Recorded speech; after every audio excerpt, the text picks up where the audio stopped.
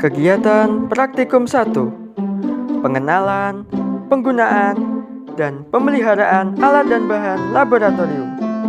Kegiatan praktikum kali ini disusun oleh Dwi Muhammad Nurfianto dari kelas 2B nomor absen 25. Adapun tujuan dari kegiatan praktikum kali ini yakni yang pertama, menentukan alat dan bahan laboratorium untuk praktikum. Yang kedua, menjelaskan fungsi masing-masing alat dan bahan laboratorium. Yang ketiga, menggunakan alat dan bahan laboratorium dengan benar. Dan yang keempat, menentukan cara memelihara alat dan bahan laboratorium dengan baik.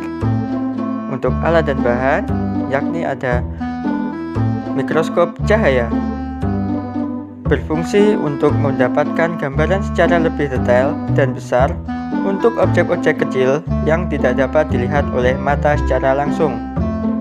Mikroskop stereo digunakan untuk observasi dengan perbesaran rendah dari sampel yang berukuran relatif besar secara 3 dimensi. Beaker glass untuk mencampur zat atau larutan, menyimpan zat atau larutan, dan memindahkan zat yang sudah dicampur ke tempat lainnya. Tabung Erlenmeyer berfungsi mereaksikan zat atau larutan, mencampurkan larutan, menyimpan larutan, dan melarutkan larutan. Yang kelima, gelas ukur. Gelas ukur berfungsi mengukur zat atau larutan yang akan direaksikan. Labu takar berfungsi mengancarkan larutan sampai dengan volume tertentu sebagaimana tertera dalam badan labu takar. Cawan Petri berfungsi untuk membiakkan sel. Tripod berfungsi sebagai penahan kawat kasa dan penyangga ketika proses pemanasan. Respirometer berfungsi untuk mengukur rata-rata pernapasan organisme dengan mengukur rata-rata pertukaran oksigen dan karbon dioksida. Plat tetes berfungsi penguji keasaman suatu larutan atau mereaksikan larutan. Jangka sorong berfungsi untuk mengukur panjang benda, diameter benda, kedalaman benda, dan ketebalan suatu benda. Tabung reaksi berfungsi untuk mereaksikan larutan atau zat tertentu. Mortal dan pistil berfungsi untuk menghaluskan sampel pengujian yang ada di lab. Kawat kasa berfungsi untuk menahan beaker atau labu ketika proses pemanasan. Gelas arloji berfungsi sebagai penutup gelas kimia saat memanaskan bahan. Termometer berfungsi untuk mengukur suhu dan perubahan suhu suatu larutan. Dan lampu spiritus berfungsi untuk memanaskan gelas reaksi yang berisi larutan untuk meningkatkan laju reaksi kimia pada larutan itu. Kemudian adalah simbol-simbol pada alat laboratorium. Yang pertama adalah simbol eksplosif. Simbol ini berfungsi sebagai penanda bahan yang mudah meledak. Kemudian yang kedua ada simbol oxidizing. Berfungsi sebagai penanda bahan kimia yang bersifat mudah menguap dan mudah terbakar melalui oksidasi. Yang ketiga ada simbol toksik. Berfungsi sebagai penanda bahan kimia yang mempunyai sifat beracun. Yang keempat, simbol korosif. Berfungsi sebagai penanda bahan kimia yang mempunyai sifat korosif dan dapat merusak jaringan hidup. Yang kelima, simbol dangerous for the environment. Berfungsi untuk menunjukkan bahayanya suatu bahan jika dilepaskan ke lingkungan karena dapat mempengaruhi ekosistem suatu tempat bahkan merusaknya. Kemudian, simbol flammable. Simbol ini menunjukkan bahwa bahan tersebut mempunyai sifat gampang terbakar. Selanjutnya ada simbol harmful dan iritan. Simbol ini menunjukkan risiko kesehatan jika masuk ke dalam pernapasan dan risiko kesehatan jika bahan kontak langsung dengan kulit dan selaput lendir. Kegiatan praktikum 2, morfologi dan perkembangbiakan tumbuhan. Kegiatan praktikum ini disusun oleh Dwi Muhammad Nurfianto dari kelas 2B nomor absen 25. Tujuan dari praktikum ini yaitu menjelaskan bagian-bagian organ tumbuhan, mengidentifikasi tanaman monokotil dan dikotil, mengidentifikasi biji tanaman monokotil dan dikotil, membedakan tanaman monokotil dan dikotil, dan membuktikan perkembangbiakan generatif pada tanaman tingkat tinggi. Adapun alat dan bahan dari kegiatan praktikum ini adalah berbagai macam tumbuhan dikotil dan monokotil yang lengkap bagian-bagiannya. Berbagai macam bunga dan biji monokotil dan biji dikotil. Klasifikasi tumbuhan. Yang pertama adalah tumbuhan pisang. Tumbuhan pisang ini memiliki sistem akar serabut, batangnya tidak berkambium, susunan tulang daunnya sejajar, dan merupakan tumbuhan monokotil. Yang kedua adalah pohon pepaya. Pohon pepaya ini memiliki sistem akar tunggang, memiliki batang yang berkambium, susunan tulang daunnya menjari, dan merupakan tanaman dikotil. Yang ketiga adalah tanaman jagung. Tanaman jagung ini memiliki sistem perakaran serabut, batangnya tidak berkambium, susunan tulang daunnya sejajar, dan merupakan tanaman monokotil.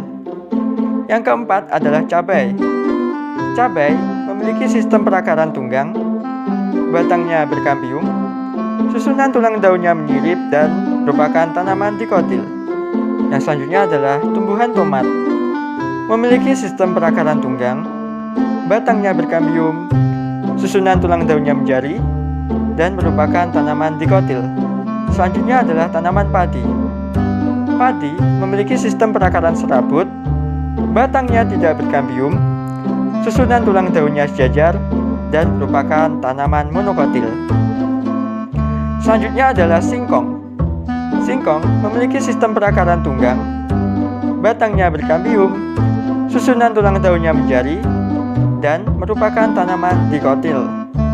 Untuk selanjutnya adalah bayam. Bayam memiliki sistem perakaran tunggang, batangnya berkambium, susunan tulang daunnya menyirip, dan merupakan tumbuhan dikotil. Selanjutnya adalah terong. Terong memiliki sistem perakaran tunggang, batangnya berkambium, susunan tulang daunnya menyirip, dan merupakan tanaman dikotil. Selanjutnya adalah lengkuas. Lengkuas memiliki sistem perakaran serabut, batangnya tidak berkambium, susunan tulang daunnya sejajar, dan merupakan tanaman monokotil. Untuk selanjutnya adalah tanaman jahe. Tanaman jahe ini memiliki sistem perakaran serabut, batangnya tidak berkambium, memiliki susunan tulang daun yang sejajar, dan merupakan tanaman monokotil. Selanjutnya adalah reproduksi tumbuhan. Berikut bagian-bagian dari organ bunga dapat dilihat pada gambar berikut ini. Kegiatan praktikum 3, morfologi, menggolongkan, dan daur hidup hewan. Kegiatan praktikum ini disusun oleh Dwi Muhammad Nurfianto dari kelas 2B nomor absen 25. Adapun tujuan dari kegiatan praktikum yang ketiga ini adalah sebagai berikut. Alat dan bahan. Untuk bahan yakni ada ikan, cicak, hamster, bekicot, capung, katak, burung, cacing tanah, dan kupu-kupu. Yang pertama adalah pengamatan pada ikan. Ikan tempat hidupnya berada di air. Ikan merupakan hewan karnivora. Ikan berkembang biak dengan cara ovipar atau bertelur. Jenis penutup tubuh ikan adalah sisik. Selanjutnya adalah pengamatan pada cicak. Cicak tempat hidupnya adalah di darat. Jenis makanan cicak adalah cicak merupakan karnivora. Cara berkembang biak cicak adalah dengan cara ovipar atau bertelur. Jenis penutup tubuhnya adalah kulit. Selanjutnya adalah pengamatan pada hamster.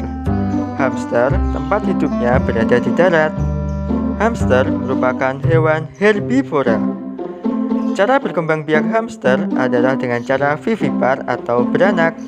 Jenis penutup tubuhnya adalah bulu. Selanjutnya adalah pengamatan pada bekicot. Bekicot tempat hidupnya berada di darat. Cara berkembang biak bekicot adalah dengan cara ovipar atau bertelur. Jenis penutup tubuh bekicot adalah cangkang. Selanjutnya adalah pengamatan pada capung. Capung tempat hidupnya berada di darat. Capung merupakan hewan karnivora. Cara berkembang biak capung adalah dengan cara ovipar atau bertelur. Pengamatan pada katak. Katak tempat hidupnya berada di air dan darat. Katak merupakan hewan karnivora. Cara berkembang biak katak adalah dengan cara ovipar atau bertelur. Jenis penutup tubuh katak adalah kulit. Pengamatan pada burung. Burung tempat hidupnya ada di darat. Burung merupakan hewan ovipar atau bertelur. Jenis penutup tubuh burung adalah bulu. Cacing tanah. Cacing tanah tempat hidupnya berada di darat. Cara berkembang biak cacing tanah adalah dengan cara ovipar atau bertelur. Jenis penutup tubuhnya adalah kulit yang berlendir. Kupu-kupu. Kupu-kupu tempat hidupnya berada di darat. Kupu-kupu merupakan hewan nektivora karena kupu-kupu memakan nektar. Cara berkembang biaknya adalah dengan cara ovipar atau bertelur. Hewan dapat digolongkan berdasarkan jenis makanan, tempat hidup, cara berkembang biak, dan jenis penutup tubuhnya. Kegiatan praktikum 4. Sistem gerak pasif dan aktif. Kegiatan praktikum ini disusun oleh Dwi Muhammad Nurfianto dari kelas 2B nomor absen 25. Tujuan dari praktikum ini adalah menjelaskan pengertian sistem gerak dan macamnya, mengidentifikasi sistem gerak pasif dan sistem gerak aktif, menentukan bentuk-bentuk tulang pada sistem rangka manusia, menentukan tata letak setiap tulang pada sistem rangka manusia, menentukan nama-nama tulang dan bagian tulang yang menyusun sistem gerak atas, bawah, serta jenis hubungan antar tulang yang terjadi, menentukan bagian-bagian dari tiap macam otot, dan menentukan ciri khas dari tiap macam otot. Adapun alat dan bahan dari kegiatan praktikum kali ini adalah torso rangka manusia dan gambar-gambar macam otot. Adapun hasil pengamatan dari kegiatan kali ini adalah sebagai berikut. Pertama adalah rangka. Tulang tengkorak. Tulang tengkorak memiliki bagian-bagian sebagai berikut.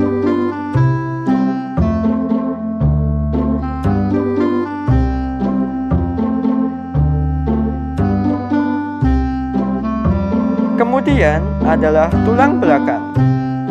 Tulang belakang memiliki tulang leher sebanyak 7 ruas, tulang punggung sebanyak 12 ruas, tulang pinggang sebanyak 5 ruas, tulang kelangkang sebanyak 5 ruas, dan memiliki tulang ekor.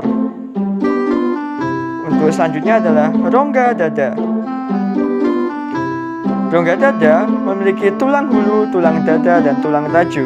Kemudian memiliki tulang rusuk sejati sebanyak 7 pasang dan memiliki tulang rusuk palsu sebanyak 3 pasang. Untuk anggota gerak atas yakni ada tulang gelang bahu, yakni ada tulang selangka dan tulang belikat. Kemudian tulang lengan atas dan tulang lengan bawah adalah sebagai berikut. Untuk tulang tangan, bagian-bagiannya adalah sebagai berikut. Tulang anggota gerak bawah yakni terdiri dari tulang gelang panggul yang memiliki bagian-bagian sebagai berikut.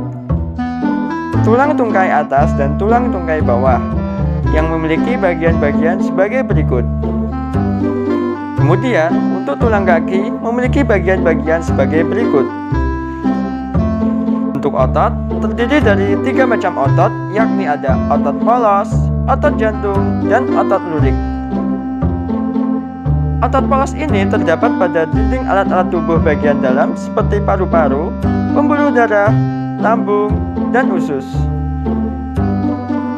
Sedangkan otot lurik ini melekat pada rangka sehingga disebut dengan otot rangka.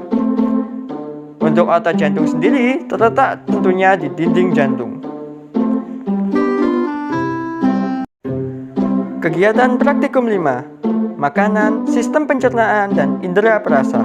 Kegiatan praktikum ini disusun oleh Dwi Muhammad Nurfianto dari kelas 2B nomor absen 25. Tujuan dari kegiatan praktikum kali ini adalah membuktikan adanya kandungan gizi pada bahan makanan, menjelaskan sistem pencernaan manusia, dan membuktikan kepekaan lidah dalam mengecap rasa. Alat dan bahan. Untuk alat ada saringan, sendok, pisau, betadin, pipet plastik, kertas buram, palet kecil, gelas kecil, penumbuk, dan plastik ukuran seperempat. Untuk bahan uji makanan terdapat kunci, laos, serbuk puyer, kencur, kunyit, jahe, bawang merah, bawang putih, gula, mentega, pisang, temulawak, roti, tempe, tahu, nasi, telur, susu, garam, dan cuka. Sedangkan untuk bahan uji minuman vitamin terdapat minuman tomat, jeruk, nanas, nutrisari, dan vitamin C. Untuk praktikum yang pertama adalah praktikum bahan uji makanan. Uji makanan kali ini adalah untuk mengetahui kandungan karbohidrat dengan cara meneteskan betadin pada bahan uji makanan.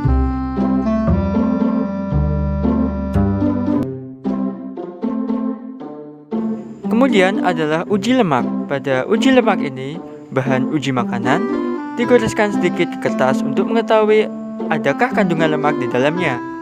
Kemudian untuk uji vitamin atau uji minuman, yakni untuk mengetahui banyak sedikitnya kandungan vitamin pada minuman sari tersebut, kita menggunakan minuman sari tersebut kemudian diteteskan kepada betadin. Dari hasil pengamatan, melalui pengujian karbohidrat untuk mengetahui kandungan karbohidrat pada makanan tersebut, yaitu dengan cara mengamati perubahan warna yang terjadi setelah ditetesi betadin. Nasi, roti, dan pisang teridentifikasi mengandung karbohidrat karena setelah ditetesi dengan betadin, terjadi perubahan warna pada makanan menjadi biru tua atau biru kehitaman. Begitu juga dengan bahan makanan seperti jahe, kunyit, kencur, temulawak, kunci, dan laos. Untuk bahan makanan yang lainnya seperti putih telur, susu, tempe, mentega, bawang, dan tahu tidak mengandung kandungan karbohidrat karena tidak terjadi perubahan warna menjadi biru kehitaman, melainkan menjadi kuning kecoklatan atau tidak terjadi perubahan warna, misalnya pada putih telur. Untuk selanjutnya adalah pengujian vitamin C, yakni ada 5 sampel bahan makanan yaitu nutrisari, vitasimin, larutan tomat, jeruk, dan nanas. Larutan vitamin C ini dapat mengubah warna larutan betadin menjadi bening. Pada larutan vitasimin, sari jeruk, dan nanas, setelah ditetesi dengan larutan vitamin tersebut, warna betadin larutannya berubah warna menjadi bening. Hal ini menunjukkan bahwa kandungan vitamin C tersebut banyak. Sedangkan pada sari buah tomat dan nutrisari, larutan betadin berubah menjadi bening keruh dan kuning keruh. Hal ini menunjukkan bahwa kandungan vitamin C pada larutan tersebut sedikit.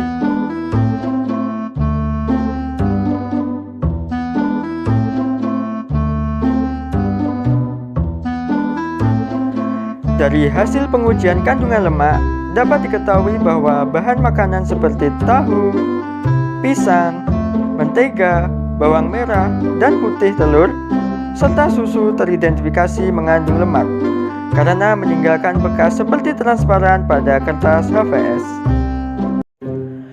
Kegiatan praktikum 6, Sistem Pernapasan dan Indera Penciuman. Kegiatan praktikum ini disusun oleh Dwi Muhammad Nurfianto dari kelas 2B nomor absen 25. Tujuan dari kegiatan ini adalah menjelaskan sistem respirasi pada manusia, membuktikan bahwa makhluk hidup melakukan respirasi, membuktikan bahwa proses respirasi menghasilkan karbon dioksida, dan membuktikan kepekaan hidung sebagai indera penciuman. Adapun alat dan bahan dari kegiatan kali ini adalah sebagai berikut. Ada jangkrik, kecambah, kapur sirih, kapas, botol bekas, sedotan, sendok, dan plastisin. Proses praktikum. Pada percobaan ini dibuat sebuah alat dengan mekanisme yang sama seperti respirometer sederhana, namun memiliki skala pada sedotan. Karena tujuan dari percobaan ini untuk membuktikan bahwa hewan dan tumbuhan melakukan respirasi. Zat warna pada alat yang berisi kecambah dan jangkrik terlihat berjalan atau berpindah. Perpindahan ini terjadi karena gas yang berada di dalam botol berkurang, sehingga dapat menarik pewarna yang masuk ke dalam botol. Perpindahan zat warna betadin pada kecambah lebih cepat dibandingkan dengan jangkrik. Hal ini dikarenakan dengan faktor kecambah yang masih segar dan juga dengan jangkrik yang dirasa kurang aktif, sehingga melakukan respirasi lebih sedikit dibandingkan botol yang berisi dengan kecambah. Kesimpulan dari percobaan ini dapat disimpulkan bahwa hewan dan tumbuhan melakukan proses respirasi yang mana memerlukan oksigen dan menghasilkan karbon dioksida. Dapat diketahui karena zat pewarna dari betadin yang berpindah menandakan adanya pengurangan oksigen dan karbon dioksida. Oksigen digunakan oleh hewan dan tumbuhan untuk respirasi. Pengujian selanjutnya adalah proses respirasi menghasilkan karbon dioksida. Bahan yang digunakan adalah air kapur jernih. Air kapur ketika ditiup dengan menggunakan sedotan akan menjadi keruh. Hal ini membuktikan adanya karbon dioksida yang dilepaskan saat menghembuskan nafas.